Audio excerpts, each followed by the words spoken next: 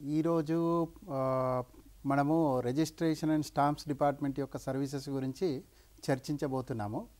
So నా పేరు శ్యామ్ కుమార్ నంగునూరి, నా మిత్రుడు జనార్దన్ మైదార్కర్.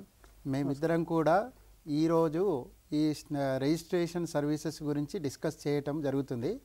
సో మొదట మనము సర్వీసెస్ గురించి అవగాహన తెలుసుకొని ఆ తర్వాత లైవ్గా ఈ ప్రతి సర్వీస్ ఎలా పనిచేస్తుంది యాజ్ ఏ కియాస్క్ ఆపరేటర్ కానీ యాజ్ ఏ డిపార్ట్మెంటల్ యూజర్ కానీ అనేది చూస్తామన్నట్టు. ఓకే, టోటల్గా రిజిస్ట్రేషన్ డిపార్ట్మెంట్లో 10 సర్వీసెస్ ఉన్నాయండి. ఈ రిజిస్ట్రేషన్ డిపార్ట్మెంట్ను ఐజీఆర్ఎస్ అని కూడా అంటారు. ఐజీఆర్ఎస్ అంటే inspector general of registration and stamps department అంటారండి. సో సింపుల్గా చెప్పుకోవాలంటే రిజిస్ట్రేషన్ డిపార్ట్మెంట్ అంటారు. సో మీరు చూసినట్లయితే ఈ రిజిస్ట్రేషన్ డిపార్ట్మెంట్ అనేది ప్రతి జిల్లాలో ఉంటుంది. దాన్ని డిస్ట్రిక్ట్ రిజిస్ట్రార్ ఆఫీస్ అంటారండి. ఇక మండల్ లెవెల్ ఆఫీస్లో కూడా మండల్ లెవెల్లో కూడా కొన్ని ఆఫీసెస్ ఉంటాయండి. దాన్ని సబ్ రిజిస్ట్రార్ ఆఫీస్ అంటారండి. ఓకే, సో ఈ రిజిస్ట్రేషన్ డిపార్ట్మెంట్ యొక్క ఫంక్షన్స్ ఏంటి? నార్మల్గా మన ల్యాండ్ రిజిస్ట్రేషన్స్ కానీ లేదా ప్లాట్ రిజిస్ట్రేషన్స్ కానీ లేదా స్టాంప్ డ్యూటీస్ కానీ లేదా లీగల్ డాక్యుమెంట్స్ రిజిస్ట్రేషన్ కానీ మన లీగల్ హెయిర్ సర్టిఫికెట్స్ కానీ అలా మ్యారేజ్ రిజిస్ట్రేషన్స్ కానీ అలాంటి చాలా రకమైనటువంటి సర్వీసెస్ ఈ డిపార్ట్మెంట్ అందజేస్తుందండి. అందులో మనం ఓన్లీ 10 సర్వీసెస్ మాత్రమే ఈరోజు చర్చించుతున్నాము. మిగతా సర్వీసెస్ ఉన్నాయి, దాన్ని కూడా ఈ రాబో కాలంలో మనం చర్చిస్తాం. ఓకే, రాబో కాలం అంటే అవన్నీ న్యూ సర్వీసెస్. నిన్న మనం చర్చించాము ప్రపోజ్డ్ న్యూ సర్వీసెస్ అని. సో అలానే రాబో కాలంలో దాన్ని ఇంప్లిమెంట్ చేయడం జరుగుతుంది. సో ఈరోజు ఈ సర్వీసెస్ అన్నీ కూడా మనము ఎస్ఎస్డిజి అనే ప్రాజెక్టు ద్వారా అందజేస్తున్నాం. ఎస్ఎస్డిజి అంటే state service delivery gateway. So అయితే ఈ ఎస్ఎస్డిజి సర్వీసెస్ కూడా అంతా మీ సేవ ద్వారానే అందజేస్తున్నాం. ఎందుకంటే మీ సేవ అనేది పాపులారిటీ చెందింది కాబట్టి అందరికీ మంచి అవగాహన కానీ తెలియటం కానీ జరిగింది కాబట్టి మనం మీ సేవ ద్వారా అందజేస్తున్నాం అన్నమాట. సో ఎస్ఎస్డిజిలో కాంపోనెంట్స్ ఏంటి అంటే పోర్టల్ అండ్ అప్లికేషన్ ఉంటుంది, మెసేజింగ్ మిడిల్వేర్ ఉంటుంది, సిమిలర్గా గ్యాప్ ఇన్ఫ్రాస్ట్రక్చర్ ఉంటుంది, ట్రైనింగ్ అండ్ మ్యాన్ పవర్ ఉంటుంది, కంప్లైన్స్ అండ్ సర్టిఫికేషన్ ఉంటుందండి. సో ఈ పోర్టల్ అండ్ అప్లికేషన్ ఏంటి అంటే మీ సేవ లాగా సింగిల్ పోర్టల్ ఉంటుంది. సో రాను రాను మీ సేవ కానీ ఎస్ఎస్డిజి పోర్టల్ కానీ ఒకటే సింగిల్ పోర్టల్ ఉంటుంది. సో ఈ రెండు కూడా కన్వర్జ్ అవుతాయి. అండ్ ఎస్ఎస్డిజి మిడిల్వేర్ ఏంటి అంటే ఒక సెక్యూర్డ్ లేయర్గా ఇది మిడిల్వేర్ ఇన్కార్పొరేట్ చేస్తున్నాము. ఈ మిడిల్వేర్ ద్వారా నంబర్ ఆఫ్ డిపార్ట్మెంట్స్ కూడా ఇన్ఫర్మేషన్ ఎక్స్చేంజ్ చేసుకోవడం జరుగుతుంది. అదే కాకుండా నేషనల్ లెవెల్లో కూడా మనం ఇన్ఫర్మేషన్ ఎక్స్చేంజ్ చేసుకోవడానికి అనుగుణంగా ఉంటుంది. సో దానికే ఈ మిడిల్వేర్ కాంపోనెంట్ ఇంట్రొడ్యూస్ చేశాము. గ్యాప్ ఇన్ఫ్రాస్ట్రక్చర్ వచ్చేసి ప్రతి ఆఫీసు నుండి సామాన్యుడికి అందజేయాల్సినటువంటి సర్వీసెస్ కావాల్సిన ముడి పదార్థము ఏదైతుందో దాన్ని గ్యాప్ ఇన్ఫ్రాస్ట్రక్చర్ అంటారు. సో అది కంప్యూటర్స్ కానీ ల్యాప్టాప్స్ కానీ ప్రింటర్స్ కానీ స్కానర్స్ కానీ ఇదంతా gap infrastructure. Training and man power అంటే ఇప్పుడు మనం చేస్తున్నటువంటి ఎక్సర్సైజ్ ఏదైతుందో దీన్ని ట్రైనింగ్ అంటాము. క్లాస్ రూమ్ ట్రైనింగ్స్ ఉన్నాయి. సిమిలర్గా మనం యూజర్ మాన్యువల్స్ ఆన్లైన్ సిస్టంలో పెట్టడము అలాంటిది కూడా ఇంకో ఛానల్ ఉంటుంది. నెక్స్ట్ వచ్చేసి కంప్లైన్స్ ఉంటుంది. అంటే ఈ third party independent body certification చేస్తుంది, దాన్ని ఎస్టిక్యూసీ సర్టిఫికేషన్ అంటామండి. నెక్స్ట్ ఎస్డిజి ఫ్రేమ్వర్క్ వచ్చేసి సేమ్ మీ సేవ లాగానే ఉంటుంది. కానీ ఇక్కడ ఏంటి అంటే కొద్దిగా డిఫరెంట్గా ఏముంటుంది అంటే మిడిల్వేర్ కాంపోనెంట్ ఉంటుంది which is a secured layer. ఇంకోటి ఏంటి అంటే ఇక్కడ స్టాండర్డ్స్ ఫాలో అవుతాం. ఈ స్టాండర్డ్స్ ఏంటి అంటే మనము ఇది నేషనల్ లెవెల్ గైడ్ లైన్స్ కానీ డిఐటి గైడ్ లైన్స్ కానీ ఎన్ఐసి గైడ్ లైన్స్ కానీ మన state portal framework guide lines కానీ ఇవన్నీ ఫాలో చేస్తూ డెవలప్ చేశాం కాబట్టి అవన్నీ గైడ్ లైన్స్ స్ట్రక్చర్డ్ పద్ధతిలో కానీ ప్రాసెసెస్ కానీ ఉంటుంది. సో అది ఎస్ఎస్డిజి గురించి. ఇప్పుడు ప్రతి సర్వీస్ని మనం కేటగరైజేషన్ చేస్తున్నామండి. ఒకటి కేటగిరీ ఏ, కేటగిరీ బి. సో కేటగిరీ ఏ గురించి బి గురించి నేను కొత్తగా చెప్పాల్సిన అక్కర్లేదు. ఎందుకంటే మీరు గత 2 సంవత్సరాల నుండి సర్వీసెస్ అన్నీ ప్రజలకు అందజేస్తున్నారు కాబట్టి కొత్తగా చెప్పాల్సిన అక్కర్లేదు. సో ఈ ప్రతి సర్వీస్ని మనం బకెటింగ్ చేస్తున్నాం అన్నట్టు.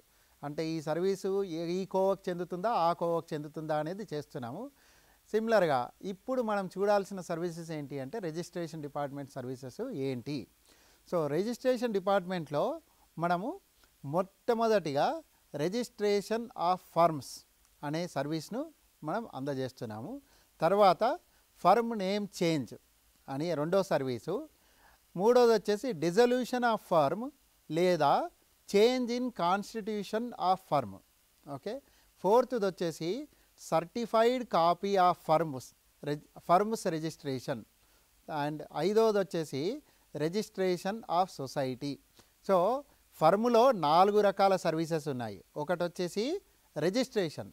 ఫర్మ్ రిజిస్ట్రేషన్ దేని గురించి, నేను కొత్తగా ఒక కంపెనీ ఓపెన్ చేయదలుచుకున్నాను, ఒక ప్రైవేట్ కంపెనీ లేదా పబ్లిక్ కంపెనీ లేదా ఒక పార్ట్నర్షిప్ కంపెనీ లేదా జాయింట్ ఫ్యామిలీ కంపెనీ అని ఓపెన్ చేయదలుచుకున్నాను.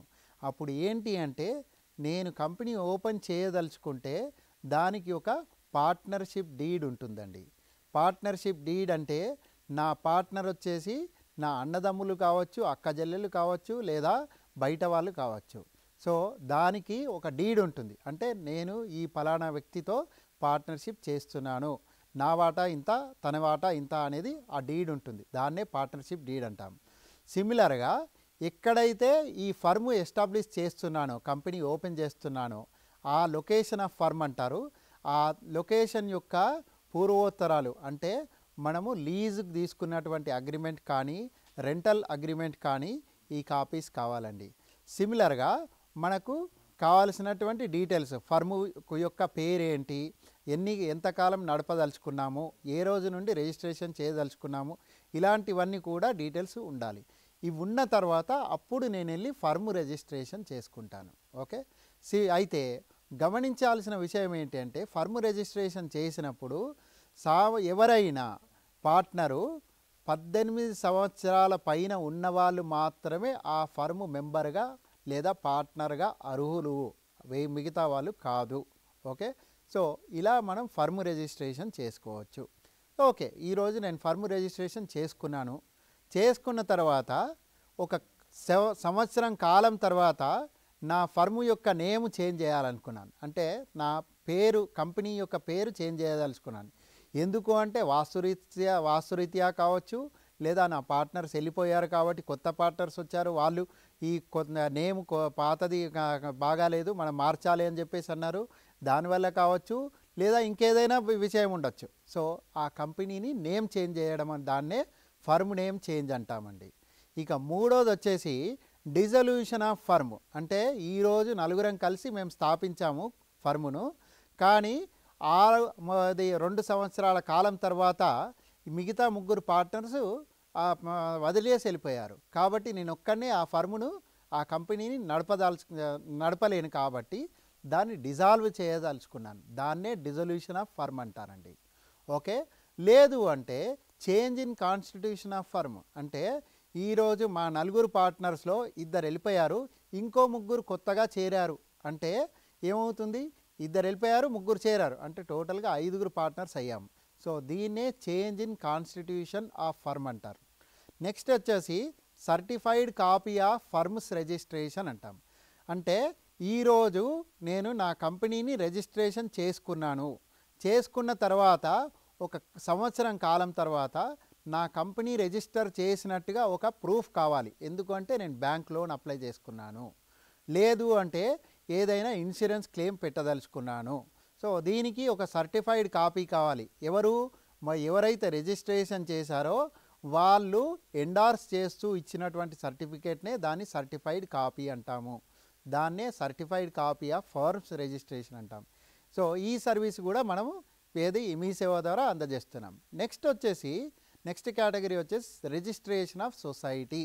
సో సొసైటీ ఏంటి? సొసైటీ అనేది మనము ఒక కమ్యూనిటీ, రెసిడెన్షియల్ కమ్యూనిటీ కావచ్చు, లేదా కమర్షియల్ కమ్యూనిటీ కావచ్చు, లేదా ఒక కోఆపరేటివ్ బ్యాంకు సొసైటీ కావచ్చు, లేదా లైబ్రరీ కావచ్చు, లేదా ఎడ్యుకేషనల్ సొసైటీ కావచ్చు, లేదు అంటే ఒక స్పోర్ట్స్ అకాడమీ కావచ్చు. అంటే ఒక ట్రస్ట్ లాగా, ఒక సొసైటీ లాగా, ఒక అసోసియేషన్ లాగా ఇలా మనం ఏర్పరచుకున్నాం. ఆ ఏర్పరచుకున్నది మనం ఒక దానికి ఆమోద ముద్ర చెందాలి రావాలి అంటే రిజిస్ట్రేషన్ చేయాలి. దాన్నే రిజిస్ట్రేషన్ ఆఫ్ సొసైటీ అంటామండి. సో ఇది 5వ సర్వీసు. ఇక 6వ సర్వీస్ వచ్చేసి అమెండ్మెంట్ ఆఫ్ సొసైటీ.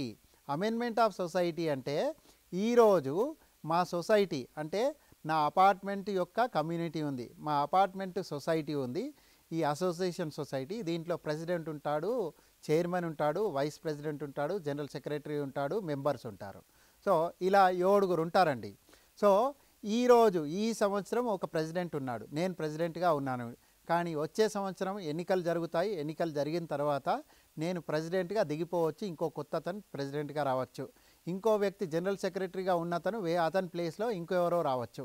అలాంటి మార్పులన్నీ కూడా అమెండ్మెంట్ ఆఫ్ సొసైటీ అంటాం. సో అలాంటివి దానికి కూడా సర్వీస్ ఉంటుంది, దాన్నే అమెండ్మెంట్ ఆఫ్ సొసైటీ అంటాం. నెక్స్ట్ వచ్చేసి submission of appeals. Submission of appeals అంటే ఈరోజు నేను సొసైటీ రిజిస్టర్ చేయమని అడిగాను, ఏది రిజిస్ట్రేషన్ డిపార్ట్మెంట్ని. వాళ్ళు ఏమన్నారంటే నిరాకరించారు, లేదు మేము చేయమని చెప్పేసి. సో లేదా నా ఫర్ము, నా కంపెనీని రిజిస్ట్రేషన్ చేయమని అడిగాను, కానీ నిరాకరించారు. ఎందుకు నిరాకరించారో తెలియదు. వాళ్ళు ఏమంటారంటే డాక్యుమెంట్ లేదు అంటాడు, ఏదో ఒక రీజన్ చెప్పి నిరాకరించారు. దానికి ఎందుకు నిరాకరించావు అనే పూర్వోత్తరాలు నాకు తెలుసుకోవాలని ఇష్టం ఉంది. దానికే సబ్మిషన్ ఆఫ్ అపీల్ అంటాం. సో అది కూడా ఒక సర్వీస్ అండి. నెక్స్ట్ వచ్చేసి certified copy of societies registration. అంటే నేను ఈరోజు సొసైటీ రిజిస్ట్రేషన్ చేశాను, నా కాలనీలో మా సొసైటీలో 10 మంది అపార్ట్మెంట్స్ అమ్మేసుకొని మిగతా వెళ్ళిపోయారు. సో కొత్తగా ఓనర్స్ వచ్చారు, ఆ కొత్త ఓనర్స్కి తెలియాలి ఏంటి, ఈ సొసైటీ రిజిస్టర్ చేయబడిందా లేదా అనేది తెలియాలి. వాళ్ళకు ఒక కాపీ కావాలి. ఆ కాపీ రావడానికి వీళ్ళు రిజిస్ట్రేషన్ డిపార్ట్మెంట్కి వచ్చేసి అర్జీ పెట్టుకుంటారు. అయితే దాన్నే certified copy of society registration అంటాం. నెక్స్ట్ వచ్చేసి certified copy of bylaws. Bylaws అంటే ఏంటి? బైలాస్ అంటే ఏదైనా ఒక అసోసియేషన్ ఉంటే, ఏదైనా ఒక సొసైటీ ఉంటే, ఏదైనా ఒక ట్రస్ట్ ఉంటే, ఏదైనా ఒక లైబ్రరీ లేదా ఒక చారిటబుల్ ఆర్గనైజేషన్ ఉంటే దానికి కొన్ని రూల్స్ ఉంటాయి. ఆ రూల్స్నే మనం బైలాస్ అని చెప్పుకుంటాం. అంటే ఈ రూల్ ప్రకారం, అంటే నేను ఈ అపార్ట్మెంటు కమర్షియల్గా వాడరాదు, ఓకే, ఈ నా ఇల్లు అది పెళ్లి కాని వాళ్ళకి అద్దెకి ఇవ్వరాదు, ఇలాంటి కొన్ని రూల్స్ ఉంటాయి. లేదా ఇక్కడ ఈ కమ్యూనిటీ సినిమా షూటింగ్ గురించి వాడరాదు, లేదా లారీలు కానీ ఇలాంటివి పోనివ్వరాదు, ఇలాంటి కండిషన్స్ ఉంటాయి. లేదా చెట్లు కొమ్మలు కొట్టేయరాదు, ఇట్లాంటి చాలా ఉంటాయి. ఎవరైనా మన సొసైటీలో కమ్యూనిటీ హాల్ యూజ్ చేయదలుచుకుంటే వాళ్ళు డబ్బులు పే చేయాల్సింది. ఇలాంటివన్నీ కూడా దాన్ని బైలాస్ అంటాం. సో దాన్ని ఎప్పుడైతే మనం సొసైటీ రిజిస్టర్ చేస్తామో అప్పుడు ఈ బైలాస్ను కూడా మనం సబ్మిట్ చేస్తాం. సో ఆ కాపీ కావాలి అంటే సర్టిఫైడ్ కాపీ ఆఫ్ బైలాస్ అంటాం. ఇక లాస్ట్ సర్వీస్ వచ్చేసి స్లాట్ బుకింగ్ అంటాం. స్లాట్ బుకింగ్ దేనికి? స్లాట్ బుకింగ్ అంటే మనము తీరా చూస్తే రిజిస్ట్రేషన్ డిపార్ట్మెంట్లో చాలా మటుకు బిజీగా ఉంటుంది. అంటే ల్యాండ్ రిజిస్ట్రేషన్ అనో, లేదా ఫ్లాట్ రిజిస్ట్రేషన్ అనో, లేదా ప్లాట్ రిజిస్ట్రేషన్ అనో, లేదా అగ్రికల్చరల్ ల్యాండ్ రిజిస్ట్రేషన్ అనో, బిల్డింగ్ రిజిస్ట్రేషన్, ఇలా చాలా రకాలుగా బిజీగా ఉంటుంది. సో నాకు స్లాట్ దొరకడం అంటే కష్టం అవుతుంది. దాని గురించి నేనేం చేస్తానంటే ముందుగానే ఒక 10 రోజుల ముందుగానే స్లాట్ బుకింగ్ చేసుకుంటాను. 10 రోజుల ముందు 10 నిమిషాలు ఏమని నేను సొసైటీ రిజిస్టర్ చేసుకుంటాను, లేదా నా మ్యారేజ్ ఉంది కాబట్టి మ్యారేజ్ రిజిస్ట్రేషన్ చేసుకుంటాను, లేదా నా ఫర్మ్ ఉంది ఫర్మ్ రిజిస్ట్రేషన్ చేసుకుంటాను, లేదా నా ఇల్లు ఉంది ఇల్లు రిజిస్ట్రేషన్ చేసుకుంటాను. దాని గురించి ఒక స్లాట్ బుకింగ్ చేసుకుంటాను. దాన్నే స్లాట్ బుకింగ్ అంటాం. ఓకే. సో నెక్స్ట్ వచ్చేసి మనము అప్లికేషన్ కాంపోనెంట్స్ ఏంటి అంటే okay button, yes button, no button, city save as draft అని, మై అప్లికేషన్స్ అని చెప్పేసి, సేవ్ అండ్ కంటిన్యూ అని, మై పేమెంట్స్ అని, మై అప్లికేషన్స్, ఇట్లా అన్నీ. అంటే మనం ఈ అప్లికేషన్స్లో యూజ్ చేసేటటువంటి చిహ్నాలు కానీ, యూజ్ చేసేటటువంటి యూఆర్ఎల్ లింక్స్ కానీ అవన్నీ తెలుసుకోవడానికి ఇక్కడ ఇచ్చాము. సో జస్ట్ మీరు చూస్తే మీకు కొద్దిగా అవగాహన వస్తుంది అన్నట్టు. క్లోజ్ ఎలా ఉంటుంది కనపడుతుంది, పే నౌ అని, మై అకౌంట్ అని, ఓపెన్ అని, డ్రాఫ్ట్ అని, ఇవన్నీ. ఓకే. సిమిలర్గా క్యాలెండర్ ఎలా ఉంటుంది, అప్లోడ్ డాక్యుమెంట్ అనేది ఎలా కనపడుతుంది, డౌన్లోడు డిలీటు అది డాక్యుమెంట్ డీటెయిల్స్ ఎలా కనపడతాయి అనేది కూడా ఇక్కడ అవగాహన రావటానికి నేను ఈ స్లైడ్ పెట్టానండి. నెక్స్ట్ ఇప్పుడు మనం ఈ అప్లికేషన్ యూజ్ చేయాలి అంటే ఎలా యూజ్ చేస్తాం? సో ఈ అప్లికేషన్ ఈ services registration department services use చేయాలి అంటే మనము 2 రకాలుగా చేయొచ్చండి. ఒకటి వచ్చేసి సిటిజన్, అంటే మా సామాన్యుడు తన ఇంట్లో కూర్చొని ఇంటర్నెట్ ద్వారా లాగిన్ అయ్యి మీ అప్లికేషన్ సర్వీసెస్ యూజ్ చేసుకోవచ్చు. రెండవది ఏంటి అంటే మన మీ సేవా సెంటర్కి వచ్చేసి కియాస్క్ ఆపరేటర్ ద్వారా కూడా సర్వీసెస్ను పొందొచ్చు. సో ఈ విధంగా 2 రకాలుగా చేయొచ్చు. అయితే మనము కియాస్క్ ఆపరేటర్ అనుకున్నాం అనుకోండి, ఇందులో కూడా డిఫరెంట్ కియాస్క్ ఆపరేటర్స్ ఉన్నారు. సిఎస్సి ఎస్సి ఏజెంట్స్ ఉన్నారు, సిమిలర్గా ఏపీ ఆన్లైన్ ఉంది, సిఎంఎస్ ఉంది, అది మన సిరివెన్ ఉంది, అలా డిఫరెంట్ ఆపరేటర్స్ ఉన్నారు. సో ఎవరైతే ఆపరేటర్స్ ఉన్నారో వారి లాగిన్ ద్వారా మీ సేవకి లాగిన్ చేస్తారన్నట్టు. సో ఇక్కడ నేను ఎగ్జాంపుల్ ఏం చూపించానంటే మీ సేవ లాగిన్ ఎలా ఉంటుంది అనేది చూపించాను. మీ సేవ కియాస్క్ ఆపరేటర్ తన యూజర్ ఐడి పాస్వర్డ్ ఎంటర్ చేసి లాగిన్ చేస్తాడు. చేసిన తర్వాత మన ఇది ఎస్ఎస్డిజి సర్వీసెస్ కానీ అందుబాటులో ఉంటాయి. సిమిలర్గా ఇంకో ఎగ్జాంపుల్ ఏం చూపించానంటే సిఎంఎస్ యూజర్ లాగిన్ ఎలా చేస్తాడు అనేది. ఇక్కడ యూజర్ నేమ్ ఎంటర్ చేస్తాడు, పాస్వర్డ్ ఎంటర్ చేస్తాడు, ఆ తర్వాత మై సెక్యూరిటీ ఫైల్ అని చెప్పేసి ఫైలు అప్లోడ్ చేసి లాగిన్ చేస్తాడండి. సో ఇలా కియాస్క్ యూజర్స్ డిఫరెంట్ వాళ్ళ లాగిన్ ఐడీస్ యూజ్ చేసుకొని లాగిన్ చేస్తారు. ఆ తర్వాత లాగిన్ చేసిన తర్వాత మీ సేవా పోర్టల్ ల్యాండింగ్ పేజ్ వస్తుందండి. మీ సేవ పోర్టల్ ల్యాండింగ్ పేజ్ వస్తే మీరు గమనిస్తే లెఫ్ట్ హ్యాండ్ సైడ్లో మీరు ప్రతి డిపార్ట్మెంట్ అంటే మీరు యాజ్ ఎ కియాస్క్ ఆపరేటర్ మీకు ఎన్ని డిపార్ట్మెంట్స్ యొక్క యాక్సెసిబిలిటీ ఉంది అనేది చూపిస్తుంది. సిమిలర్గా మీరు అక్కడ రౌండప్ చేసినటువంటి ఇండికేటర్ చూపిస్తే మీరు ఎస్ఎస్డిజి సర్వీసెస్ అనేది లింక్ ఉంది. ఆ ఎస్ఎస్డిజి సర్వీసెస్ లింక్ పైన క్లిక్ చేస్తే లేదా సెలెక్ట్ చేస్తే ఆటోమేటిక్గా మిమ్మల్ని ఎస్ఎస్డిజి వెబ్ పేజ్ ల్యాండింగ్ పేజ్కి తీసుకెళ్తుందండి. ఈ ఎస్ఎస్డిజి ల్యాండింగ్ పేజ్లో మీరేం చేస్తారు అంటే సెలెక్ట్ డిపార్ట్మెంట్ అని చెప్పేసి డిపార్ట్మెంట్ చూజ్ చేసుకుంటారు. ఆ డిపార్ట్మెంట్ అనేది పోలీస్ డిపార్ట్మెంట్ కావచ్చు, రిజిస్ట్రేషన్ కావచ్చు, ఎడ్యుకేషన్ కావచ్చు, ఎలక్షన్ కావచ్చు, ఎంప్లాయ్మెంట్ కావచ్చు, లేదా లేబర్ కావచ్చు. ఓకే, ఒకసారి డిపార్ట్మెంట్ సెలెక్ట్ చేసిన తర్వాత సర్వీస్ టైప్ అనేది కూడా సెలెక్ట్ చేసుకుంటారండి. సర్వీస్ టైప్ సెలెక్ట్ చేసుకుంటే దాంట్లో రకరకాలుగా ఆప్షన్స్ వస్తాయి. ఒకటి వచ్చేసి ఆల్ అనే ఆప్షన్ వస్తుంది, ఇంకోటి వచ్చేసి ఫర్మ్ అని వచ్చేస్తుంది, ఇంకోటి సొసైటీ వస్తుంది, ఇంకోటి వచ్చేసి స్లాట్ బుకింగ్ అని వస్తుంది. అంటే డిపార్ట్మెంట్ని బట్టి డిఫరెంట్ టైప్ ఆఫ్ సర్వీసెస్ కనపడతాయి.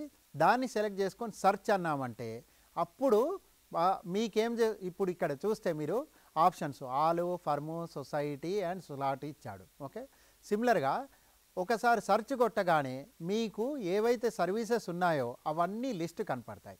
సో ఇక్కడ టోటల్గా మనం 7 సర్వీసెస్ చూపించామండి. ఎందుకు అంటే ఈ 7 సర్వీసెస్ను కూడా మనము టెస్టింగ్ చేయడం జరిగింది డిపార్ట్మెంట్ డేటాబేస్తో. అవన్నీ పనిచేస్తున్నాయి కాబట్టి 7 సర్వీసెస్ మాత్రమే చూపిస్తున్నాం ఇక్కడ. మిగతా 3 సర్వీసెస్ మనం మాట్లాడుతుండగా టెస్టింగ్ జరుగుతూ ఉంది. సో కాబట్టి అవి చూపించలేదు ఇక్కడ.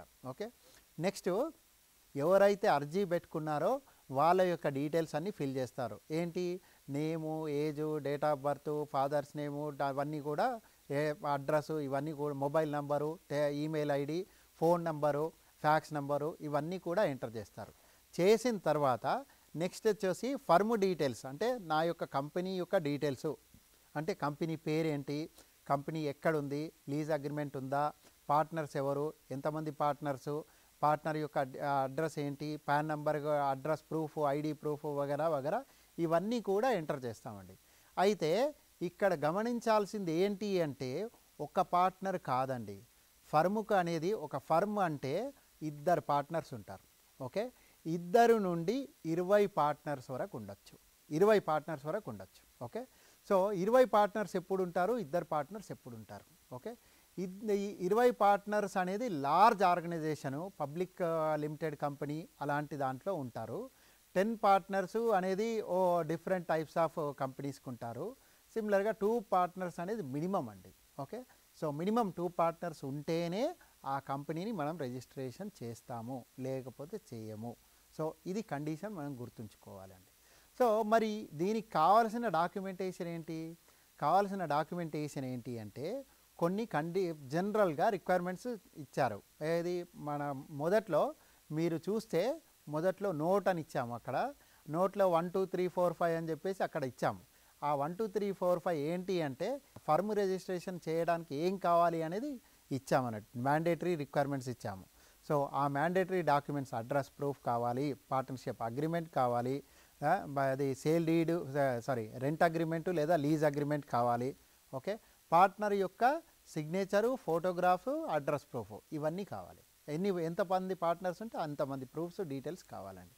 సో ఇలా పార్ట్నర్ డీటెయిల్స్ ఎంటర్ చేస్తాము.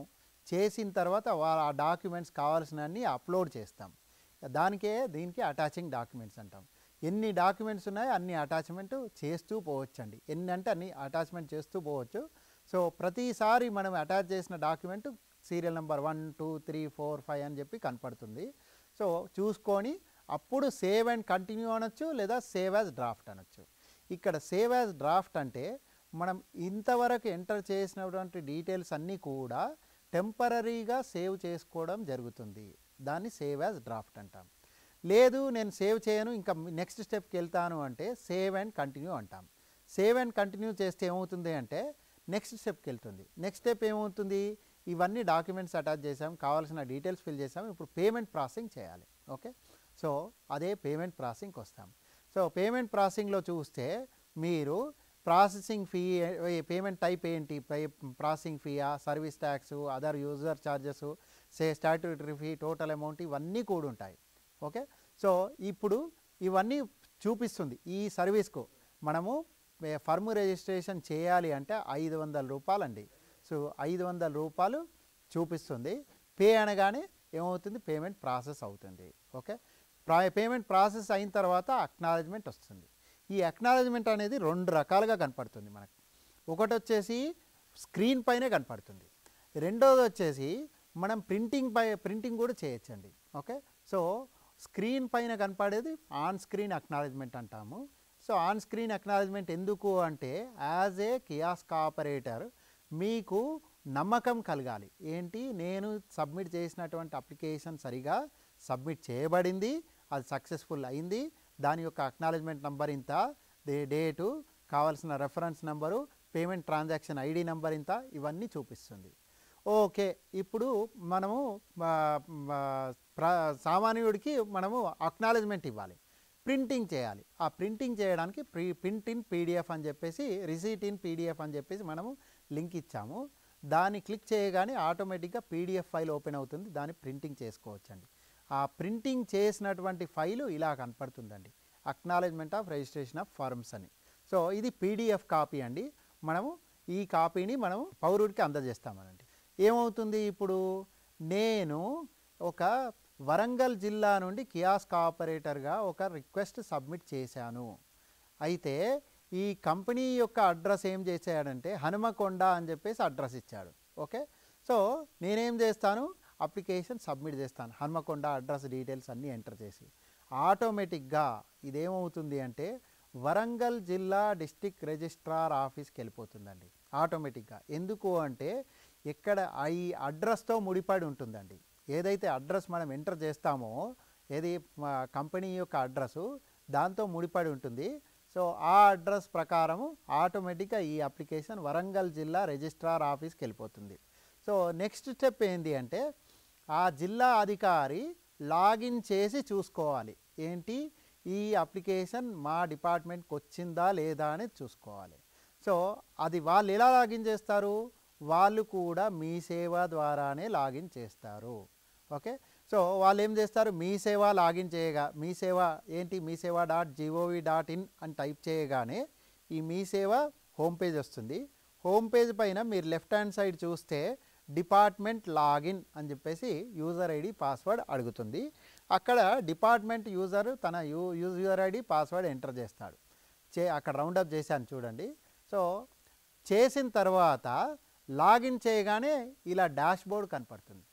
ఎవరు లాగిన్ చేశారు, డీలింగ్ అసిస్టెంట్ లాగిన్ చేశాడు. ఇక్కడ 2 లెవెల్స్ ఆఫ్ వర్క్ ఫ్లో ఉన్నాయండి. ఏది మన రిజిస్ట్రేషన్ ఆఫ్ ఫర్మ్స్ కానీ, సొసైటీస్ కానీ, లేదా ఏది స్లాట్ బుకింగ్ కానీ, ఇవన్నీ కూడా 2 లెవెల్స్ మాత్రమే వర్క్ ఫ్లో ఉంది. ఒకటి వచ్చేసి డీలింగ్ అసిస్టెంట్ అంటారు, రెండోది వచ్చేసి రిజిస్ట్రార్ అంటారు. ఈ డీలింగ్ అసిస్టెంట్ ఎవరు అంటే సీనియర్ అసిస్టెంట్ ఫర్ ఫర్మ్స్ లేదా సీనియర్ అసిస్టెంట్ ఫర్ అది సొసైటీస్.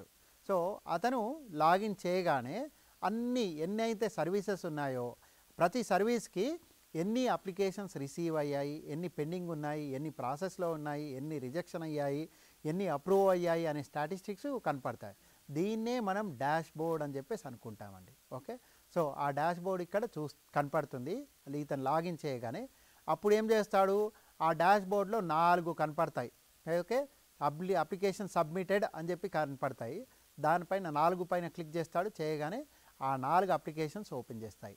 సో ఈ 4 కూడా డీలింగ్ అసిస్టెంట్ ప్రాసెస్ చేయాలి. అయితే దాన్ని క్లిక్ చేయగానే ఇది చూపించాలి కాబట్టి నేను దీన్ని డ్రిల్ డౌన్ అంటున్నాను. ఓకే, సో దీన్నే పెండింగ్ టాస్క్ లిస్ట్ అన్నాను. నెక్స్ట్ వచ్చేసి ఆ అప్లికేషన్ ఓపెన్ చేస్తాడు, చేయగానే ఆ ఫామ్ కనపడుతుంది. ఏం కనపడుతుంది, యాజ్ ఎ కియాస్క్ ఆపరేటర్ మీరు ఏవైతే డీటెయిల్స్ ఎంటర్ చేశారో ఆ డీటెయిల్స్ అన్నీ కూడా ఇక్కడ కనపడతాయి. ఎవరికి, మన డీలింగ్ అసిస్టెంట్ గారికి, ఆఫీసర్ గారికి. సో చూస్తాడు ఏంటి, name, address, age, date of birth వగేరా అన్ని డీటెయిల్స్ కరెక్ట్గా ఉన్నాయా లేదా చూసుకుంటాడు. ఇలా చూసుకుంటున్నాడు, మీరు ఎప్పుడైతే అప్లికేషన్ సబ్మిట్ చేశారో అప్పుడు అందులో అన్ని డీటెయిల్స్ ఎంటర్ చేశారు, ఆ డాక్యుమెంట్స్ వగేరా అన్నీ అటాచ్ చేశారు. అటాచ్ చేశారు కాబట్టి ఆ అటాచ్ చేసిన డాక్యుమెంట్స్ డౌన్లోడ్ చేసుకొని లేదా వ్యూ మోడ్లో పెట్టుకొని చూసుకుంటాడు ఇవన్నీ కరెక్ట్గా ఉన్నాయా లేదా అని. అలా అన్నీ వెరిఫికేషన్ చేసుకుంటాడు. చేసుకున్న తర్వాత అప్పుడు తను ప్రాసెసింగ్ స్టార్ట్ చేస్తాడు. ఆ ప్రాసెసింగ్లో ఏంటి, ఆ ఫార్వర్డ్ అంటే ఇక్కడ ఏమవుతుంది అంటే ఒకవేళ ఈ అడ్రస్ తప్పు ఉండొచ్చండి, హన్మకొండ అని తప్పు అడ్రస్ ఉండొచ్చు. ఓకే, సో దానివల్ల ఈ ఆఫీసర్ గారికి కాకుండా ఇంకో పక్కన ఉన్నటువంటి ఆఫీసర్కి వెళ్ళాలి. అప్పుడు తను ఫార్వర్డ్ కూడా చేయొచ్చు ఈ అప్లికేషన్ని. ఫార్వర్డ్ చేస్తే పక్కన ఉన్న ఆఫీసర్ ప్రాసెసింగ్ చేయాలని. అలా ఫార్వర్డ్ అని చెప్పి సెలెక్ట్ చేసి కామెంట్స్ ఎంటర్ చేస్తాడు, చేసి తను సబ్మిట్ చేస్తాడు. చేయగానే అది సక్సెస్ఫుల్గా కంప్లీట్ అవుతుందండి. సో ఫార్వర్డ్ అనగానే అడుగుతుంది ఎటువంటి లొకేషన్కి వెళ్ళాలి అనేది చూపిస్తుంది. ఆ లొకేషన్ సెలెక్ట్ చేసుకుంటాడు, చేసుకున్న తర్వాత ఇది అయిపోతుంది. సో అప్పుడు నా అప్లికేషన్ కంప్లీట్ అయిపోయింది, నేను సక్సెస్ఫుల్గా కంప్లీట్ చేశాను అని చెప్పేసి మెసేజ్ వస్తుంది. ఓకే, సిమిలర్గా ఈ నెక్స్ట్ వచ్చేసి ఇప్పుడు సెకండ్ లెవెల్ యూజర్ ఎంటర్ చేయాలండి. సెకండ్ లెవెల్ ఎవరు, రిజిస్ట్రార్ గారు. రిజిస్ట్రార్గా లాగిన్ చేస్తాడు. రిజిస్ట్రార్ ఎవరు, ఎట్లా లాగిన్ చేస్తాడు, మీ సేవకి వెళ్తాడు. మళ్ళీ మీ సేవ డిపార్ట్మెంటల్ యూజర్గా లాగిన్ అవుతాడు. లాగిన్ అయిన తర్వాత రిజిస్ట్రార్ గారికి ఇంకో డిఫరెంట్ డాష్ బోర్డ్ కనపడుతుంది. మన డీలింగ్ అసిస్టెంట్ కనిపించినటువంటి డాష్ బోర్డ్కి అనుగుణంగా డిఫరెంట్ డాష్ బోర్డ్ రిజిస్ట్రార్ గారికి కనపడుతుంది. సో ఇతను కూడా ఇక్కడ డ్రిల్ డౌన్ చేస్తాడు. డ్రిల్ డౌన్ చేయగానే 2 అప్లికేషన్స్ ఉన్నాయి అని చెప్పేసి సూచన వస్తుంది. ఓకే, సో ఆ 2 అప్లికేషన్స్ తీసుకుంటాడు, ఒకటి సెలెక్ట్ చేసుకుంటాడు. సెలెక్ట్ చేసుకుంటే మళ్ళీ సేమ్ ఇక్కడ ఏదైతే ఫామ్లో డీటెయిల్స్ ఎంటర్ చేశారో అవన్నీ కూడా తనకు కనపడతాయి అన్నట్టు. సో అవన్నీ చూసుకుంటాడు. చూసుకున్న తర్వాత డాక్యుమెంట్స్ వగేరా అన్ని అటాచ్మెంట్ చేశాడా లేదా చూసుకుంటాడు. ఆ తర్వాత మన డీలింగ్ అసిస్టెంట్ గారు ఎంటర్ చేసినటువంటి కామెంట్స్ కూడా చూస్తారు. ఎందుకంటే అతను ప్రీవియస్ ఆఫీసర్ ఎవరైతే ఎంటర్ చేశారో కామెంట్స్ అవన్నీ కూడా క్లియర్గా ఇక్కడ కనపడతాయి. సో ఆ కామెంట్స్ కూడా ఇక్కడ చూసుకుంటాడు. చూసుకున్న తర్వాత అప్పుడు ఇక్కడ రిజిస్ట్రార్ గారికి 2 ఆప్షన్స్ ఉంటాయి. ఒకటి అప్రూవ్ చేయడం లేదా రెండవది రిజెక్ట్ చేయడం. అప్రూవ్ ఎందుకు చేస్తాడు, డాక్యుమెంటేషన్ అనేది సరిగ్గా ఉండి కరెక్ట్గా ఉంది, మళ్ళీ ఈ పార్టీ జెన్యూన్గా ఉంది, ఈ సబ్మిట్ చేసినటువంటి అప్లికెంట్ డీటెయిల్స్ అన్నీ కరెక్ట్గానే ఉన్నాయి అనిపిస్తే అప్పుడు అప్రూవ్ చేస్తాడు. లేదు ఏదైనా చిన్న క్వెరీ ఉంది, లేదా ఏదైనా ప్రాబ్లం ఉంది, లేదా ఫ్రాడ్ ఉంది, లేదా ఏదైనా ఈ అప్రూవల్ ఇస్తే ఇబ్బంది ఉంటుంది అని చెప్పేసి అనుకుంటే తాను రిజెక్షన్ చేయడానికి కూడా అవకాశం ఉందండి. అయితే అప్రూవ్ చేసినా రిజెక్ట్ చేసినా ఈ రెండింటికి కూడా తన కామెంట్స్ ఎంటర్ చేయాలండి. అప్రూవల్ చేస్తే అప్రూవల్ కామెంట్స్, రిజెక్షన్ చేస్తే రిజెక్షన్ కామెంట్స్ ఎంటర్ చేసిన తర్వాత సబ్మిట్ అంటాడు. ఎప్పుడైతే ఒకటి ఇక్కడ గమనించాల్సిన విషయం ఏంటి అంటే మనం అప్రూవ్ చేసినా రిజెక్ట్ చేసినా రెండు చేసినా డిజిటల్ సైనింగ్ అనేది జరుగుతుంది. ఎందుకు డిజిటల్ సైనింగ్ చేయాలి, ఎందుకు చేయాలి అంటే ఈ రేపు ఇన్ ఫ్యూచర్లో ఈ ఆఫీసర్ అనొచ్చు నేను ఈ అప్లికేషన్ని అప్రూవ్ చేయలేదు అనొచ్చు, లేదా నేను ఈ అప్లికేషన్ని రిజెక్ట్ చేయలేదు అనొచ్చు. సో దాన్ని నిర్ధారించడానికే డిజిటల్ సిగ్నేచర్ అంటే తను ఏమాత్రం కూడా సంకోచం లేకుండా నేను చేయలేదు అనే పరిస్థితి ఉండదు, ఎందుకంటే డిజిటల్ సైనింగ్ జరుగుతుంది కాబట్టి. సో అలా డిజిటల్ సైనింగ్ జరుగుతుంది, అప్రూవల్ అయినా రిజెక్ట్ అయినా. ఓకే, సో డిజిటల్ సైనింగ్లో కూడా 2-3 స్టెప్స్ ఉంటాయండి. డిజిటల్ సైనింగ్ సబ్మిట్ అనగానే first digital signature popup window open అవుతుంది. అక్కడ అడుగుతుంది మీ డిజిటల్ సిగ్నేచర్ ఏంటి అనేది సెలెక్ట్ చేసుకోమంటుంది. సెలెక్ట్ చేసుకుంటాడు, చేసుకున్న తర్వాత ఓకే అంటాడు. ఓకే అనగానే ప్రాసెసింగ్ అని అంటుంది. ప్రాసెసింగ్ అని ఆ తర్వాత సైనింగ్ కంప్లీటెడ్ అంటుంది. సైనింగ్ కంప్లీట్ అయిన తర్వాత కంప్లీట్ అప్లికేషన్ సక్సెస్ఫుల్గా సబ్మిట్ అయిపోయినట్టండి. సో ఇలా మనం వర్క్ ఫ్లో చూసామండి. ఒక్క సర్వీస్కు మాత్రమే నేను డిస్కస్ చేశాను.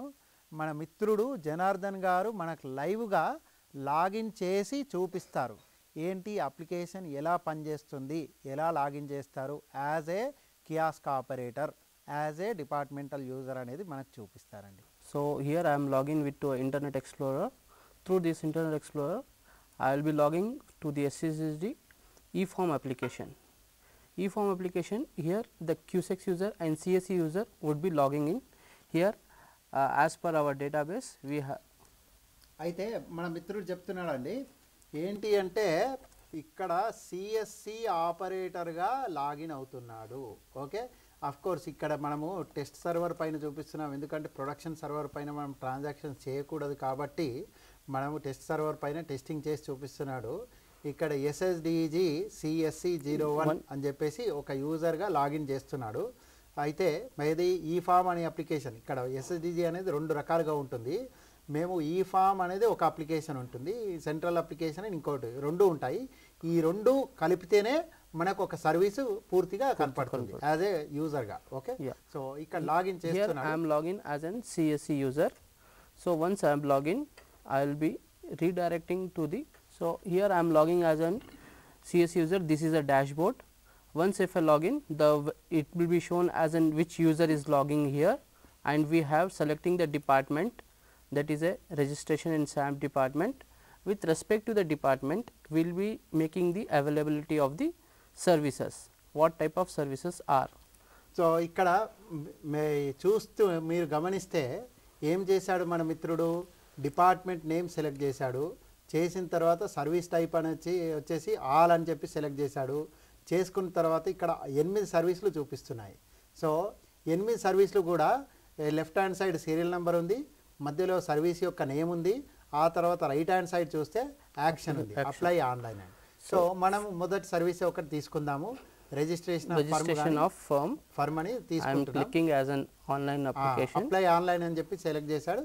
ఇప్పుడు డీటెయిల్స్ ఎంటర్ చేస్తాడు. Here as that my colleague has told that the application form should be have a minimum of 2 partners, and it should enclose the mandatory documents. So here I am entering the applicant name. So ikkada peru surname gender అంటే ఆడా మగ UID number వగైరా details అన్నీ కూడా enter చేస్తున్నాం. అయితే గమనించాల్సిన విషయం ఏంటి అంటే ఇక్కడ మనం UID నంబరు ఇక్కడ ఎంటర్ మనము ఎందుకు చేయనిస్తున్నాము అంటే ఇది కియాస్క్ ఆపరేటర్ ద్వారా వస్తుంది కాబట్టి చేయనిస్తున్నాం.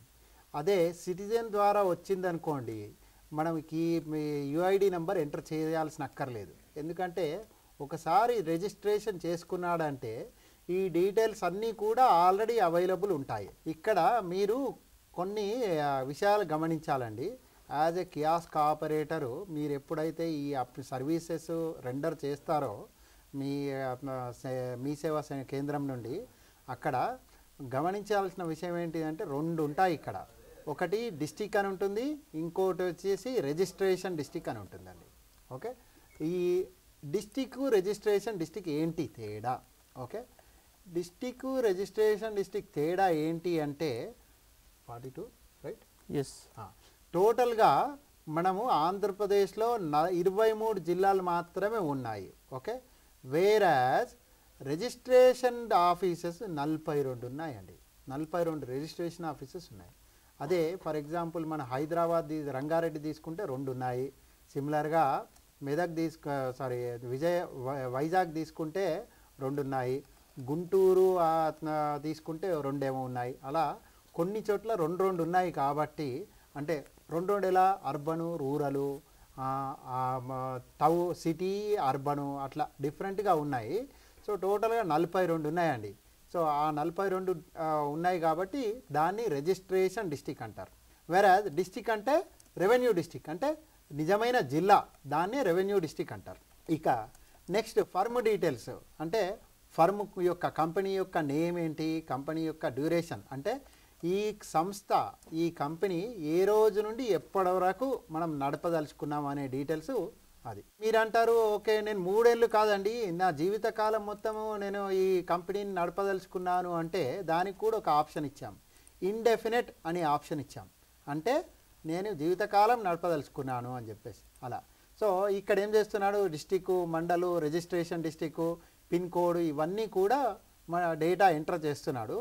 చేసిన తర్వాత అదర్ ప్లేసెస్ ఆఫ్ బిజినెస్ అని ఉంటుందండి. ఇక్కడ అదర్ ప్లేసెస్ ఆఫ్ బిజినెస్ ఏంటి, ప్రైమరీ ప్లేస్ ఆఫ్ బిజినెస్ ఏంటి. ప్రైమరీ ప్లేస్ ఆఫ్ బిజినెస్ అంటే ఈ సంస్థ నేను హైదరాబాద్ జిల్లాలో ఎస్టాబ్లిష్ చేస్తున్నాను, కానీ నా యొక్క లావాదేవీలు మిగతా జిల్లాల్లో కూడా ఉండొచ్చు. వరంగల్లో ఇంకో బ్రాంచ్ ఉండొచ్చు, అది విజయనగరంలో ఇంకో బ్రాంచ్ ఉండొచ్చు, మహారాష్ట్రలో ఇంకో బ్రాంచ్ ఉండొచ్చు. సో అలాంటి బ్రాంచ్ డీటెయిల్స్ అన్నీ కూడా డీటెయిల్స్ ఎంటర్ చేయాలి. దాన్నే అదర్ ప్లేస్ ఆఫ్ బిజినెస్ అంటారు. ఓకే, మీరు ఏవైనా తప్పు ఎంటర్ చేసినప్పుడు ఎర్రర్ మెసేజ్ వస్తుందండి. ఆ ఎర్రర్ మెసేజ్ చెప్తుంది ఏమని, డేటా రిక్వైర్డ్ లేదా వాల్యూ రిక్వైర్డ్ లేదా వాల్యూ ఈజ్ ఇన్కరెక్ట్, ఇలా ఫోన్ నంబర్ నాట్ కరెక్ట్, ఇట్లా మెసేజ్ వస్తుంది.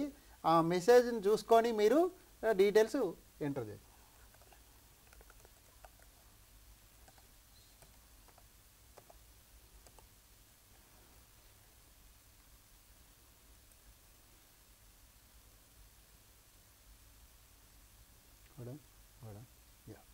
ఓకే, సో ఇక్కడ అదర్ ప్లేస్ ఆఫ్ బిజినెస్ అని చెప్పేసి ఎంటర్ చేశాడు. చేసిన తర్వాత పార్ట్నర్ డీటెయిల్స్ అన్నాడండి. పార్ట్నర్ డీటెయిల్స్ అంటే నేను ఫస్ట్ పార్ట్నర్ నా డీటెయిల్స్ ఆల్రెడీ వచ్చాయి, ఇంకో సెకండ్ పార్ట్నర్ ఉన్నాడు, ఆ పార్ట్నర్ డీటెయిల్స్ కూడా ఎంటర్ చేయాలండి.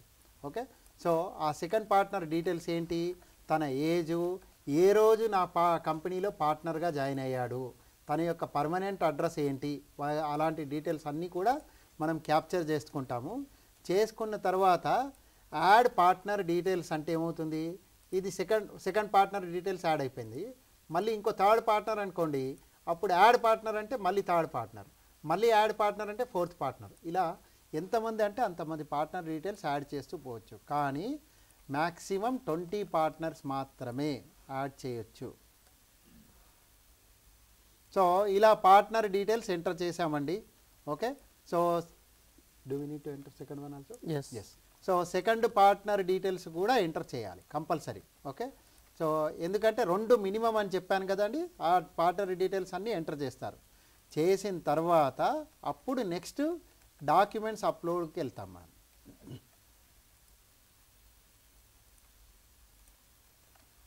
డాక్యుమెంట్స్ ఇక్కడ door number, street number, village, city, ఈ కంట్రీ, ఇవి అన్నీ కూడా పార్ట్నరు. కంట్రీ ఎందుకు ఇచ్చాము అంటే నా యొక్క పార్ట్నరు ఇక్కడ ఉండకపోవచ్చు, అమెరికా దేశస్థుడు కావచ్చు, కెనడా దేశస్థుడు కావచ్చు, ఎక్కడైనా ఉండొచ్చు. కాబట్టి కంట్రీ కూడా ఇచ్చాము మనం.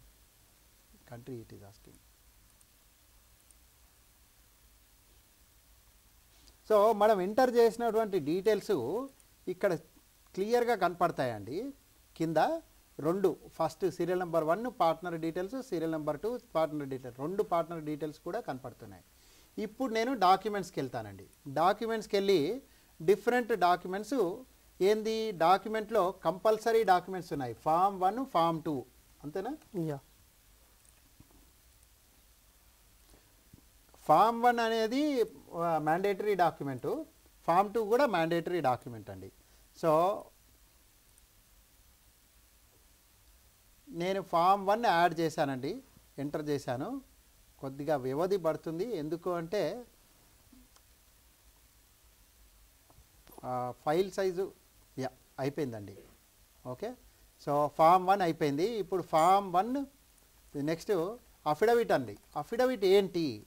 అఫిడవిట్ అంటే నోటరీ, అంటే నేను ఈ పలానా వ్యక్తి ఇద్దరం కలిసి పార్ట్నర్గా ఒప్పందం కుదుర్చుకున్నాము అనే దాన్ని నోటరీ చేసుకుంటాం, దాన్ని అఫిడవిట్ అంటాం. లేదా నోటరీ అంటే ఒక లాయర్ ముందు, ఇది ప్రభుత్వ లాయర్ ముందు మేమిద్దరం ఒప్పందం చేసుకుంటాం, దాన్నే అఫిడవిట్ అంటాం. ఆ అఫిడవిట్ డాక్యుమెంట్ కూడా మనం ఖచ్చితంగా అప్లోడ్ చేయాల్సిందే. ఓకే, ఈ రెండు కనీసం మినిమం మ్యాండేటరీ డాక్యుమెంట్స్ అండి. మిగతా ఏవైనా ఇవ్వచ్చు, ఏది పార్ట్నర్ యొక్క photographs, scanned documents, address proof documents అవన్నీ కూడా అవన్నీ కూడా అటాచ్ చేయొచ్చు. చేసిన తర్వాత ఇప్పుడు మనం సేవ్ యాజ్ డ్రాఫ్ట్ అనొచ్చు, లేదా సేవ్ అండ్ కంటిన్యూ అనొచ్చు. ఈ డాక్యుమెంట్ కొద్దిగా పెద్ద సైజు కాబట్టి అప్లోడ్ అవుతుంది. అయితే ఒక విషయం గమనించాలండి మీరు, మనం ఏం చేసామంటే ఈ అప్లోడింగ్ అనే పద్ధతి చేసినప్పుడు ఫైల్ సైజు పెద్దగా ఉండొచ్చు, చిన్నగా ఉండొచ్చు. దాన్ని అరికట్టడానికి ఏమని చెప్పామంటే ఈ ఫైల్ సైజ్ అనేది 2 MBకి మించరాదు అనే కండిషన్ పెట్టామండి. ఎందుకు అంటే ఏమవుతుంది, ఈ రిజిస్ట్రేషన్ డిపార్ట్మెంట్లో చాలా పెద్ద పెద్ద ఫైల్ సైజెస్ వస్తాయి. ఇప్పుడు ఫర్ ఎగ్జాంపుల్ సొసైటీ డాక్యుమెంట్స్ తీసుకుంటే 10 నుండి 20 పేజీల స్కాన్ కాపీస్ వస్తాయి. కాబట్టి దాన్ని నిర్ధారించడానికి మనము అట్లా లిమిట్ పెట్టాము. సో సేవ్ అండ్ కంటిన్యూ అన్నాడండి మన మిత్రుడు. కనగానే ఏమైంది, ఇప్పుడు మనం పేమెంట్ స్క్రీన్కి వచ్చాం. ఇప్పుడు పేమెంట్ స్క్రీన్లో రూ. 35 ప్లస్ 500. సో 535 రూపాయల ఫీజు అని చెప్పేసి చూపిస్తుందండి. 500 వచ్చేసి గవర్నమెంట్ కలెక్ట్ చేసేటువంటి ఫీ అండి, ఇది statutory fee. Service tax, user charges వచ్చేసి 35 రూపాయలు, అంటే మన కియాస్క్ ఆపరేటర్స్ గవర్నమెంట్ కలెక్ట్ చేసేటువంటి ఫీ. సో ఇది మొత్తం 535 రూపాయలు టోటల్. అది పే అని చెప్పేసి అనగానే ప్రాసెసింగ్ అవుతుందండి. పేమెంట్ స్క్రీన్ ఓకే, ఇప్పుడు అక్నాలెడ్జ్మెంట్ వచ్చేసింది. ఒక్క నిమిషం. సో ఇక్కడ మీరు చూస్తే ఆన్ స్క్రీన్ అక్నాలెడ్జ్మెంట్ వచ్చిందండి. Your application has been submitted successfully అండి. ఇక్కడ అక్నాలెడ్జ్మెంట్ నంబరు, డేటు, డీటెయిల్స్ వగేరా వచ్చాయి. ఓకే, సో ఇక్కడ నేను పీడిఎఫ్ ఫైల్ ఓపెన్ చేస్తాను. పీడిఎఫ్ ఫైల్ ఓపెన్ చేస్తే నా అక్నాలెడ్జ్మెంట్ డీటెయిల్స్ అన్నీ కూడా కనపడతాయండి. ఓకే, సో ఇలా మనము కియాస్క్ ఆపరేటర్గా మన బాధ్యత కంప్లీట్ చేసామండి. అప్పుడు డన్ అంటాను. డన్ అనగానే మళ్ళీ నేను బ్యాకౌట్ వెనక్కి వచ్చేస్తాను. సో ఇక్కడ లాగౌట్ చేస్తాను, ఎందుకంటే నేను ఇప్పుడు యాజ్ ఏ డిపార్ట్మెంటల్ యూజర్గా లాగిన్ చేయాలి. సో మన మిత్రుడు ఇప్పుడు లాగౌట్ చేశాడు. ఇప్పుడు డిపార్ట్మెంటల్ యూజర్గా లాగిన్ చేస్తాడండి. సో డిపార్ట్మెంటల్ యూజర్గా ఏం చేస్తాడంటే సెంట్రల్ అప్లికేషన్కి లాగిన్ చేస్తాడు. ఎందుకు central application? As a kiosk operator మీరు వచ్చేసి ఓన్లీ ఈ ఫామ్, అంటే ఫామ్ మాత్రమే మీరు యాక్సెస్ చేస్తున్నారండి. కానీ డిపార్ట్మెంటల్ యూజర్ వచ్చేసి ఫామ్ను కాదు యాక్సెస్ చేసేది, డేటాబేస్ని యాక్సెస్ చేయాలి, ప్రాసెస్ చేయాలి, అప్రూవ్ చేయాలి, రిజెక్ట్ చేయాలి, లేదా ఇంకేమైనా డాక్యుమెంట్స్ ఉన్నాయా లేదా. వెనక్కి వచ్చేస్తాను. సో ఇక్కడ లాగౌట్ చేస్తాను, ఎందుకంటే నేను ఇప్పుడు యాజ్ ఏ డిపార్ట్మెంటల్ యూజర్గా లాగిన్ చేయాలి. సో మన మిత్రుడు ఇప్పుడు లాగౌట్ చేశాడు. ఇప్పుడు డిపార్ట్మెంటల్ యూజర్గా లాగిన్ చేస్తాడండి. సో డిపార్ట్మెంటల్ యూజర్గా ఏం చేస్తాడంటే సెంట్రల్ అప్లికేషన్కి లాగిన్ చేస్తాడు. ఎందుకు central application? As a kiosk operator మీరు వచ్చేసి ఓన్లీ ఈ ఫామ్, అంటే ఫామ్ మాత్రమే మీరు యాక్సెస్ చేస్తున్నారండి.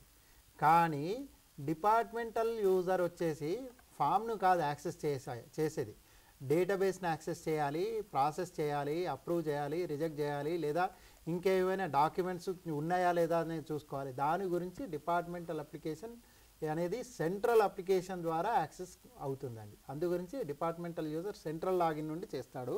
అది అగైన్ మీ సేవ ద్వారానే, అఫ్కోర్స్ మీ సేవ ద్వారానే. ఓకే, సో ఇక్కడ డిపార్ట్మెంటల్ యూజర్ లాగిన్ అయ్యాడు. చూడండి మీరు తేడా ఏంటో చూడండి. మీరు లాగిన్ అయినప్పుడు ఇలాంటి డాష్ బోర్డ్ లేదండి. కానీ ఒక డిపార్ట్మెంటల్ యూజర్గా లాగిన్ అయినప్పుడు ఇట్లా డిఫరెంట్ డాష్ బోర్డ్ ఉందండి. సో ఈ డిపార్ట్మెంటల్ యూజర్ లాగిన్ అయిన తర్వాత ఆ డాష్ బోర్డ్ పైన క్లిక్ చేస్తాడు. చేస్తే ఒక ఐటెం చూపిస్తుంది. ఈ ఐటెం అనేది పెండింగ్ టాస్క్ అని చెప్పేసి చూపిస్తుంది. సో ఈ ఐటెంను ఓపెన్ చేస్తాడు. ఏదైతే మెయిల్ బాక్స్ చిహ్నం ఉందో దానిపైన క్లిక్ చేయగానే ఆటోమేటిక్గా అప్లికేషన్ ఓపెన్ అవుతుంది. ఈ అప్లికేషన్ అంటే మీరు గమనిస్తే మనం ఇప్పటివరకు అయితే ఏవైతే డీటెయిల్స్ ఎంటర్ చేసామో, ఏది కంపెనీ పేరు, పార్ట్నర్ డీటెయిల్స్ కానీ, అటాచ్మెంట్స్ కానీ, అడ్రస్ డీటెయిల్స్ కానీ వగేరా అన్నీ కూడా ఇవన్నీ ఇందులో కనపడతాయి మనకు. సో ఇప్పుడు ఏం చేస్తాడు, కంటిన్యూ అన్నాడు. కంటిన్యూ అన్న తర్వాత ఫార్వర్డ్ అని చెప్పేసి కూడా ఒక ఆప్షన్ ఉందండి. సో ఫార్వర్డ్ అంటే చూడండి, ఇక్కడ నేను ఏ యూజర్కి సెలెక్ట్ చేయాలి అంటే, ఇప్పుడు ఏమవుతుంది, నేను నా పై అధికారి ప్రాసెస్ చేయాలి లేదా ఇంకో అధికారి ప్రాసెస్ చేయాలి. సో ముగ్గురు ఉన్నారండి నా పైన అధికారులు, ఆ ముగ్గురిట్లో ఎవరైనా ప్రాసెస్ చేయొచ్చు. సో ముగ్గురిట్లో ఎవరికి నేను పంపించాలి అంటే మన సిస్టమ్ తెలియదు కదా. కాబట్టి నేనేం చేస్తానంటే ఫార్వర్డ్ అని చెప్పేసి, సో ఆ ముగ్గురిట్లో ఎవరికి ఫార్వర్డ్ చేయాలనేది ఆ లిస్ట్ నుండి సెలెక్ట్ చేసుకుంటాను. చేసుకొని నా కామెంట్స్ ఎంటర్ చేస్తాను. కామెంట్స్ ఎంటర్ చేసిన తర్వాత 2 నిర్ణయాలు చేయొచ్చు. ఒకటి సబ్మిట్ చేయొచ్చు ఈ అప్లికేషన్ని, రెండవది క్యాన్సిల్ చేయొచ్చు.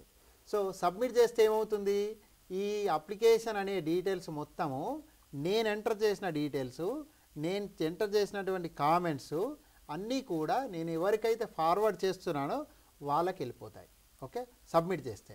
లేదు క్యాన్సిల్ చేస్తానంటుకోండి, అది మొత్తం అప్లికేషన్ క్యాన్సిల్ అవుతుందండి. ఓకే, సో ఇప్పుడు సబ్మిట్ చేశాడు మిత్రుడు, కాబట్టి ఏమైందంటే సక్సెస్ఫుల్గా సబ్మిట్ అయింది అని చెప్పేసి మెసేజ్ వస్తుందండి. సో ఇప్పుడు ఏం చేస్తాము, మనము నెక్స్ట్ అప్రూవల్ అథారిటీగా లాగిన్ చేస్తాం. Okay, yes. సో లాగౌట్ చేస్తున్నాడు. లాగౌట్ చేసి అప్రూవల్ అథారిటీగా లాగిన్ చేస్తున్నాడు. అప్రూవల్ అథారిటీ లాగిన్ చేసి ఓకే డిఆర్, ఇక్కడ చూడండి డిఆర్ ఏటీపీ అడ్మిన్ 1 అన్నాడు, అంటే డిస్ట్రిక్ట్ రిజిస్ట్రార్ అనంతపూర్ అడ్మినిస్ట్రేటర్ అని చెప్పేసి చేశాడు. లాగిన్ చేయగానే చూడండి ఇక్కడ మళ్ళీ డాష్ బోర్డు కనిపిస్తుందండి. డాష్ బోర్డు క్లిక్ చేస్తాడు. చేయగానే ఏమవుతుంది అంటే 4 అప్లికేషన్స్ ఉన్నాయండి మనకి ప్రాసెస్ చేయాలి.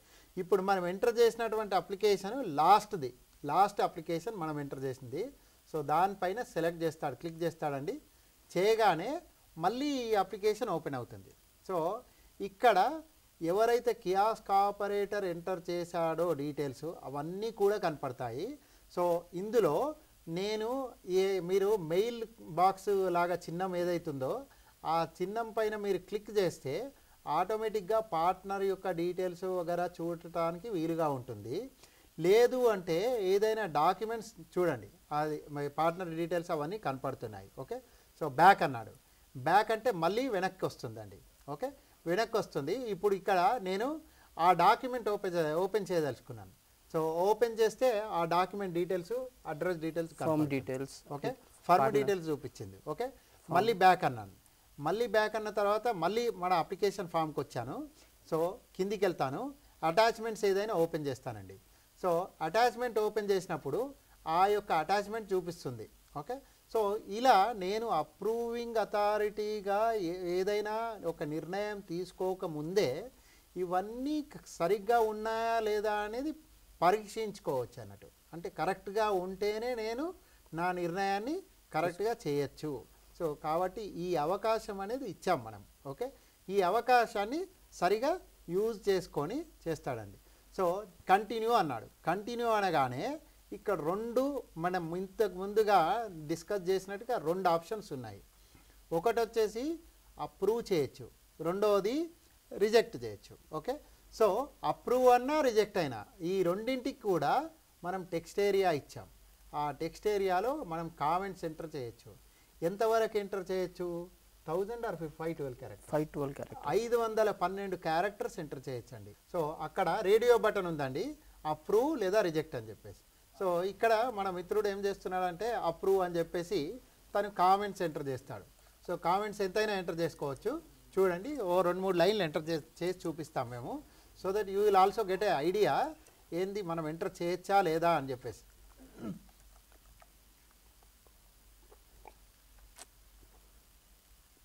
సో ఇక్కడ కంటిన్యూ టు సైన్ అని చెప్పేసి అన్నాడు. చూడండి ఇక్కడ కంటిన్యూ టు సైన్ అన్నాడు. అనగానే are you sure you want to confirm the decision అని చెప్పి ఒక పాపప్ మెసేజ్ ఇస్తున్నాము.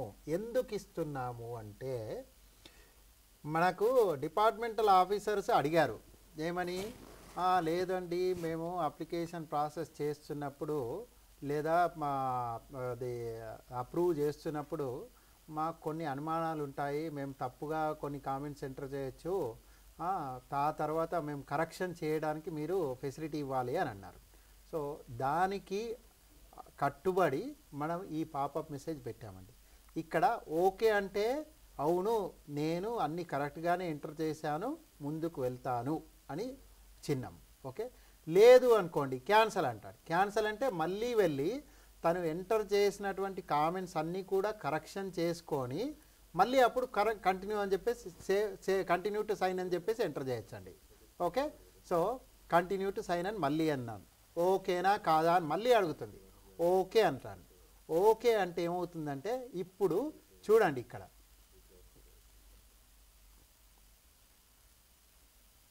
Sign signing. ఇప్పుడు డిజిటల్ సిగ్నేచర్ సైనింగ్ జరుగుతుందండి. మనం 2 స్టెప్స్, అది డిజిటల్ సిగ్నేచర్ విండో ఓపెన్ అయింది. అందులో ఏవైతే అవైలబుల్ సిగ్నేచర్స్ ఉన్నాయో అవి చూపిస్తుంది.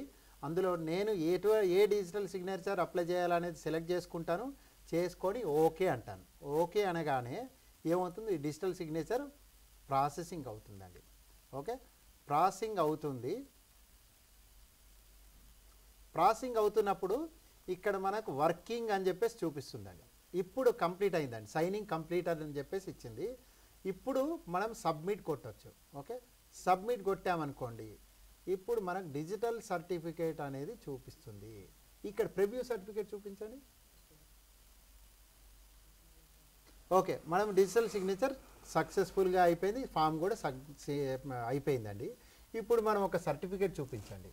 ఓకే, సో మీకు అనుమానం కలగొచ్చు, ఓకే మరి ఈ ఫలానా ఆఫీసరు డిస్ట్రిక్ట్ రిజిస్ట్రారు కంపెనీని రిజిస్టర్ చేశాడు, రిజిస్టర్ చేసిన తర్వాత రిజిస్ట్రేషన్ సర్టిఫికేట్ ఇష్యూ చేశాడు, అది డిజిటల్ సైనింగ్ అయింది అని చెప్పేసి వీళ్ళంతా చెప్తున్నారు, మరి నాకు ఎలా తెలియాలి అని చెప్పేసి మీకు అనుమానం కలగచ్చు.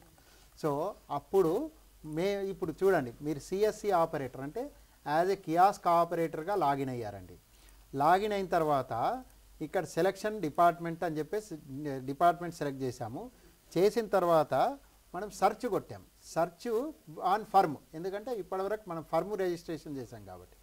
చేసిన తర్వాత ఏదైతే ఉందో ఇక్కడ అన్నీ చూపిస్తుంది, ఏవైతే డిజిటల్లీ సైన్ సర్టిఫికేట్స్ ఉన్నాయో అవన్నీ చూపిస్తాయి. సో నేనేం చేస్తున్నానంటే మనం ఇప్పుడు అనంతపూర్ డివిజన్లో అనంతపూర్ రిజిస్ట్రేషన్ ఆఫీస్లో ఒక సర్టిఫికేట్ సబ్మిట్ చేసాం కాబట్టి అక్కడ చూడండి ఎన్ని మనం ఇప్పటివరకు ఎంటర్ చేసినటువంటి చాలా మటుకు ట్రాన్సాక్షన్స్ అక్కడ పోస్ట్ అయ్యాయి. సో ఒక ట్రాన్సాక్షన్ తీసుకొని మీరు చూపించండి. అక్కడ 2 సింబల్స్ ఎస్. సో ఇప్పుడు ఆ ఫర్మ్ ఓపెన్ చేసి చూపించండి. 2 ఉన్నాయి, 2 ఒకటి దేనికి, ఒక డౌన్లోడ్ కండి, ఒకటి పే అండ్ డౌన్లోడ్. సో ఇక్కడ డౌన్లోడ్ అంటే ఏంటి, పే అండ్ డౌన్లోడ్ అంటే ఏంటి? డౌన్లోడ్ అంటే ఈరోజు మన సామాన్యుడు వచ్చేసి అర్జీ పెట్టుకున్నాడు, నాకు ఒక కంపెనీ రిజిస్టర్ చేయాలని చెప్పేసి. అయితే 10 రోజుల తర్వాత ఆ కంపెనీ రిజిస్ట్రేషన్ జరిగిందండి. అంటే 11వ రోజు వచ్చేసి సామాన్యుడు అడుగుతాడు, నేను ఫలానా రోజు నేను సర్టిఫికేట్ పెట్టుకున్నాను, అది రిజిస్ట్రేషన్ అయిందని చెప్పి నాకు మెసేజ్ వచ్చింది, కాబట్టి మీరు నాకు ఆ సర్టిఫికేట్ ఇవ్వండి అని వస్తాడు. అంటే దాన్ని మీరు డౌన్లోడ్ అని చెప్పేసి ఆప్షన్ ఉంది, అది డౌన్లోడ్ యూజ్ చేసి మీరు ప్రింట్ చేసి ఇస్తారు. ఇక రెండో ఆప్షన్ ఏంటి అంటే, ఈరోజు మీ కంపెనీ రిజిస్ట్రేషన్ అయిపోయింది, కానీ 6 నెలల తర్వాత ఇంకో కాపీ కావాలి, ఈ సర్టిఫికేట్ ఏదైతే ఉందో దాన్ని ఇంకో కాపీ కావాలి. సో దాన్నే సర్టిఫైడ్ కాపీ ఆఫ్ రిజిస్ట్రేషన్ అంటారు.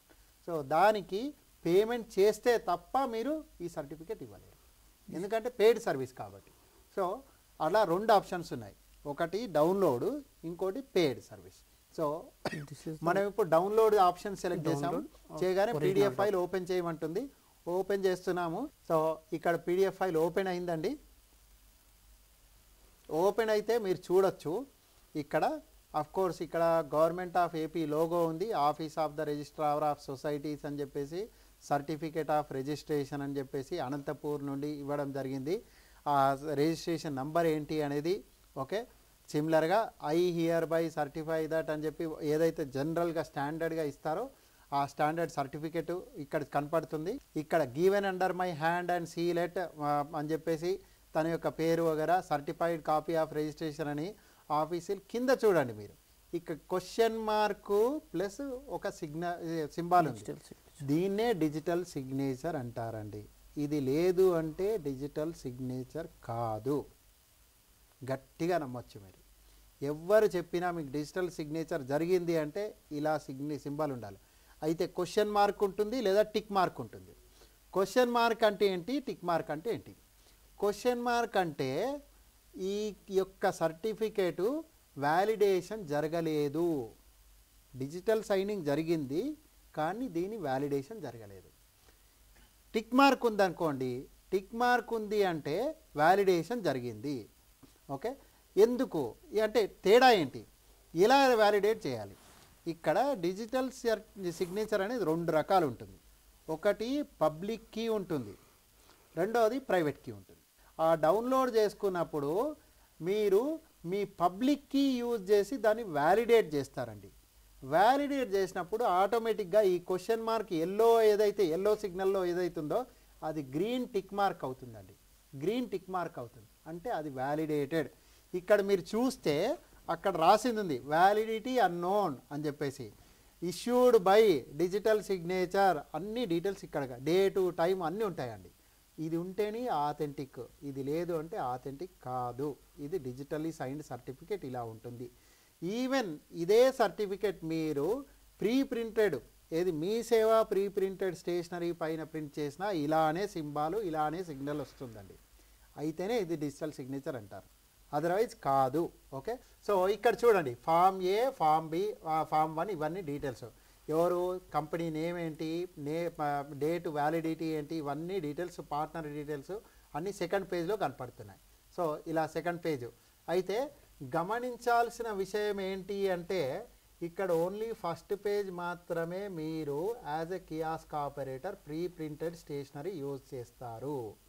రెండో పేజ్ నార్మల్ పేజ్ యూజ్ చేస్తారు. సెకండ్ పేజ్ వచ్చేసి నార్మల్ సింపుల్ వైట్ పేపర్ కానీ ఏదైనా బాండ్ పేపర్ కానీ ఏదైనా నార్మల్ పేపర్ యూజ్ చేస్తారు ప్రింటింగ్ చేయడానికి. సో ఇది గమనించాల్సిన విషయం అండి. ఓకే, సో ఇలా మనము సర్వీస్ అనేది ఒక కియాస్క్ ఆపరేటర్ నుండి నెక్స్ట్ ఒక డిపార్ట్మెంటల్ ఫస్ట్ లెవెల్ ఆపరేటర్గా, next departmental third level operator, second level ఆపరేటర్గా చూసామండి. సో ఇలా మనం అప్లికేషన్ ప్రాసెస్ చేయొచ్చండి.